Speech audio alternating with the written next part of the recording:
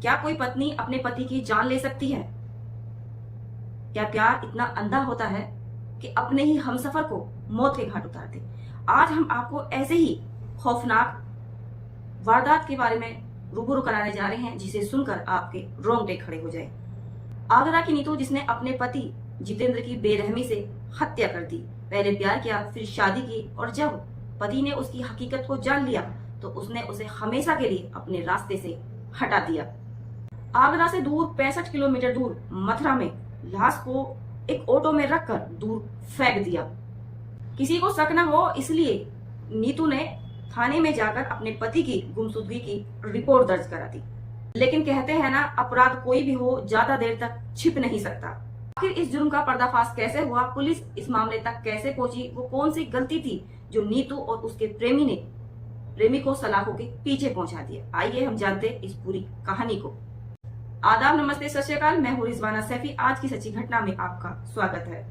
ये कहानी शुरू होती है उत्तर प्रदेश के आगरा के जगदीशपुरा इलाके में रहने वाले जितेंद्र बघेल जी, जो बांस बल्ली का कारोबार करते थे। उनकी शादी नीतू बघेल से हुई थी। शादीशुदा जिंदगी सामान्य चल रही थी।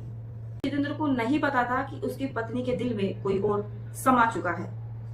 इस कहानी में एक नया किरदार आता है। नीतू का affair ambulance driver Vishnu Baghel से चल रहा था। शुरुआत में दोनों के बीच दोस्ती थी, लेकिन धीरे धीरे ये दोस्ती प्यार में बदल गई। लेकिन एक दिन जितेंद्र को इन दोनों के नाजायज रिश्तों की भनक लगी। वो नीतू पर आए दिन नजर रखने लगा, उस पर शक करने लगा, और वो अगर कहीं बाहर जाती या किसी से बातचीत करती तो वो उस पर गुस्सा करने लगा, क्योंकि जितेंद्र को शक था कि उसकी पत्नी एम्बुलेंस ड्राइवर के साथ संपर्क में है। इसी के चलते नीतू और विष्णु की मुलाकात एक दूसरे से नहीं होने लगी। इसी बात से ये दोनों परेशान हो गए, तो इन्होंने अपने रास्ते का जो काटा था जितेंद्र, उसको रास्ते से हटाने की योजना बनाई, और एक दिन योजना बनाकर ये उसमें सफल भी हो गए। इन दोनों ने प्लान किया कि जितेंद्र के होते हुए ये दोनों एक नहीं हो सकते, क्योंकि इनके बीच का जो सबसे बड़ा कांटा है वो है जितेंद्र। इसलिए इन्होंने जितेंद्र की हत्या करने का प्लान तैयार किया। 11 मार्च 2025 की रात जितेंद्र बघेल रोज की तरह अपनी दुकान को बंद करके घर वापस आ रहे थे। वो घर वापस आए, अपनी पत्नी से बातचीत करी और किसी काम को लेकर वो बाहर चले गए। रात भर जितेंद्र वापस अपने घर नहीं आए, तो जितेंद्र की पत्नी नीतू ने पुलिस थाने में जाकर जितेंद्र की गुमशुदगी की रिपोर्ट दर्ज कराई। लेकिन जितेंद्र की तो पिछले रात ही हत्या हो चुकी थी, उसको मौत के घाट उतार चुके थे। हत्या की जो पूरी साजिश है, वो हत्या की इस वारदात को नीतू के प्रेमी विष्णु और उसके दोस्त अनिल ने प्लान किया था।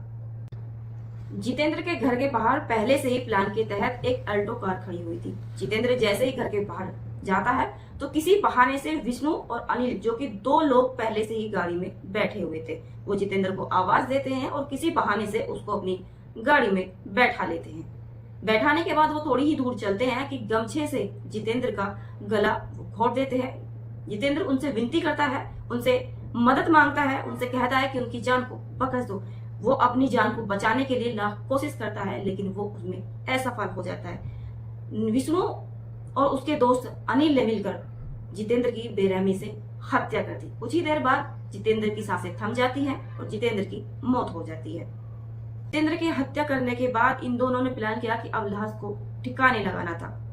हत्या करने के बाद सबको एक ऑटो में रखा और 65 किलोमीटर आगरे से 65 किलोमीटर दूर मथुरा जिले के फरहा इलाके में हाईवे किनारे पर इन लोगों ने उस शव को फेंक दिया। इस बीच नीतू ने पुलिस को धोखा देने के लिए एक नया नाटक रखा। अगले दिन वो थाने गई, अपने पति की गुमशुदगी की रिपोर्ट दर्ज कराई ताकि किसी को उस पर शक ना हो, पहले तो इस केस में पुलिस को कोई क्लू नहीं मिला। 5 दिन बाद जितेंद्र की कोई खबर नहीं थी, लेकिन जितेंद्र के जो परिजन हैं उन्हें नीतू पर शक था। उन्होंने पुलिस में स्टेशन में जाकर उन्होंने बताया कि नीतू और जितेंद्र के बीच काफी टाइम से विवाद चल रहा था। जैसे ही ये बात उन्होंने पुलिस को बताई तो पुलिस का जो शक था वो नीतू पर आ गया। वो पुलिस ने नीतू को हिरासत में लिया और उससे पूछताछ करी। सख्ती से पूछताछ करने के बाद नीतू ने वो सारा सच बता दिया जो अपराध उसने किया था।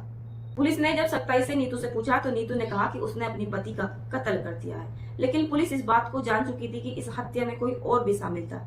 पूछताछ में नीतू ने बताया कि उसका पति उस पर शक करता था, वो आए दिन उससे झगड़ा करता था, इसलिए मैंने उसे रास्ते से हटा दिया।